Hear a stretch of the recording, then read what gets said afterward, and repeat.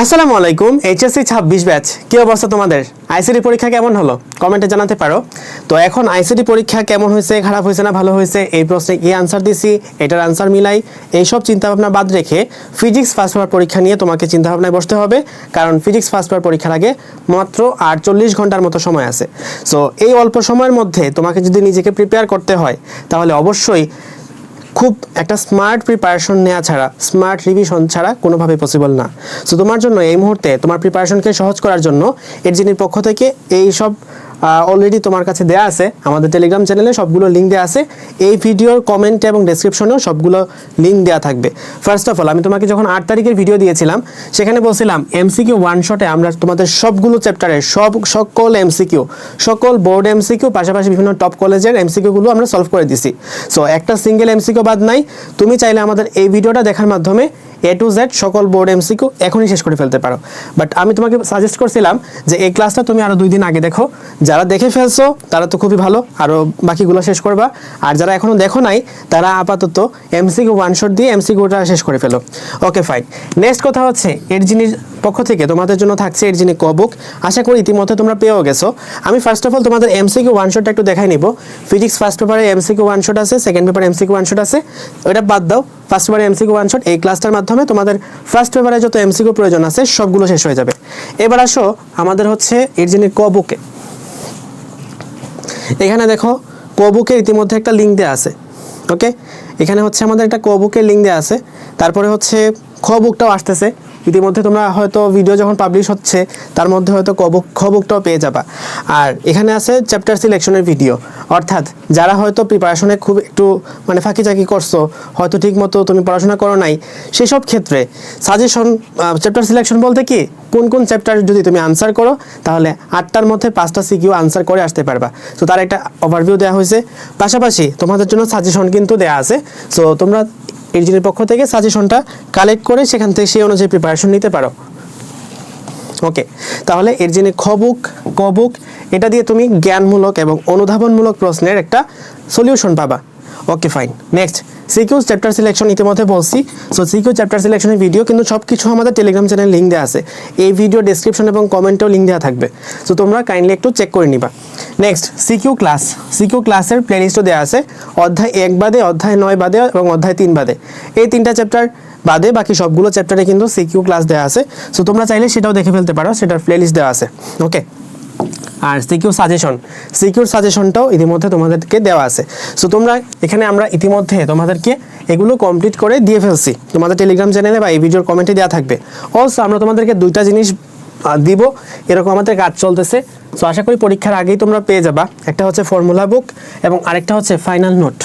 Formula বুকে কি থাকবে, ফিজিক্স ফার্স্ট পেপারে যত সূত্র আছে সকল সূত্র একসাথে থাকবে, যেন পরীক্ষার আগ মুহূর্তে তুমি এই সবগুলো সূত্র একসাথে রিভাইজ দিয়ে ফেলতে পারো। আর ফাইনাল নোট, এটা তোমরা আমাদেরকে আইসিডি পরীক্ষার পরে অনেকে ধন্যবাদ জানিয়েছো যে আইসিডি পরীক্ষায় তোমাদের এই ফর্মুলা বুক থেকে, ফাইনাল নোট থেকে অনেক কিছু কমন এসেছে এমসিকিউতে। সো এমসিকিউ অলসো জ্ঞানমূলক, অনুধাবনমূলক সব কিছুতেই তোমাদেরকে এই ফাইনাল নোটটা যথেষ্ট পরিমাণে হেল্প করেছে।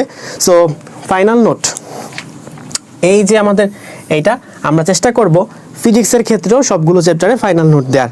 ওকে, আর অলসো যাদের প্রিপারেশন মোটামুটি ভালো, যাদের এখন ধরো কি পড়বা খুঁজে পাচ্ছ না, তাদের জন্য থাকতেছে এক্সাম।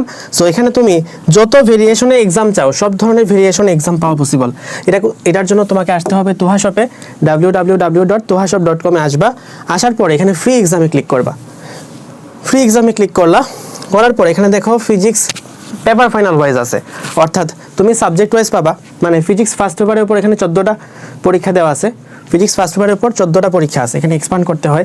ওকে, তারপর হচ্ছে আমরা, এটা তো পেপার ওয়াইজ, এবার আসো চ্যাপ্টার ওয়াইজ দেখো ফিজিক্স ফার্স্ট পেপারের উপরে 30টা পরীক্ষা দেওয়া আছে। এরপর আসো, এগুলো সবগুলোই কিন্তু ফ্রি পরীক্ষা।